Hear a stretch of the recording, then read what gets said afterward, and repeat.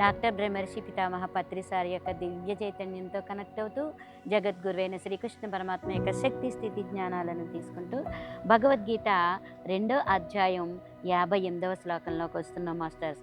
యదా సంహరతే చాయం కూర్మంగానీవ సర్వశః ఇంద్రియాణి ఇంద్రియార్థేభ్య తస్య ప్రజ్ఞ ప్రతిష్ఠిత.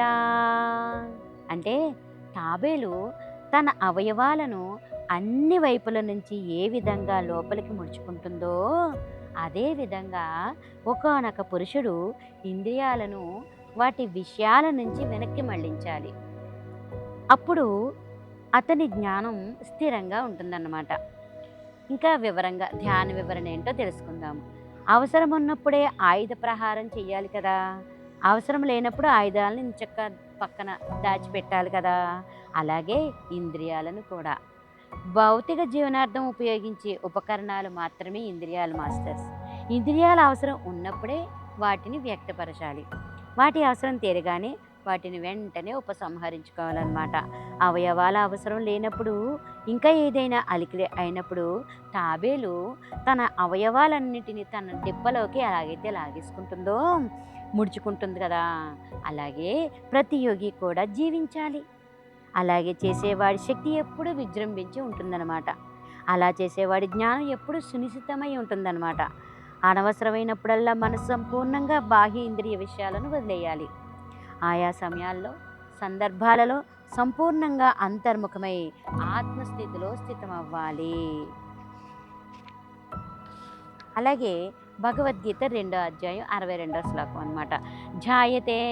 జాయతో విషయాన్ పుంసః సంగస్తేషూపజాయతే సంఘాత్ సంజాయతే కామాత్ క్రోధోభిజాయతే.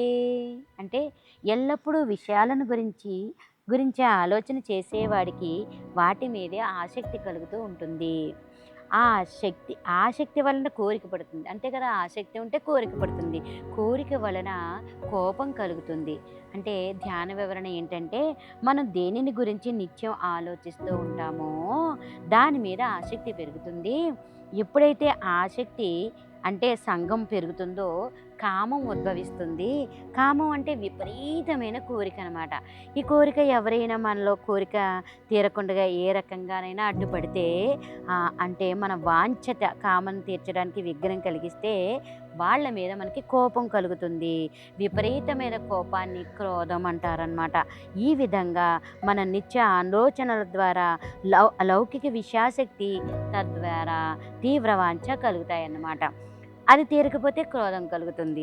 ధ్యాస లేకపోతే సంఘం ఉండదు, సంఘం లేకపోతే కామం పుట్టదు, కామం లేకపోతే క్రోధం కూడా ఉండదు మాస్టర్స్. అందుకని ఎప్పుడు కూడా మనం ఏం ఆలోచిస్తున్నాము ఏంటి అని చూసుకుంటూ ఉండాలి.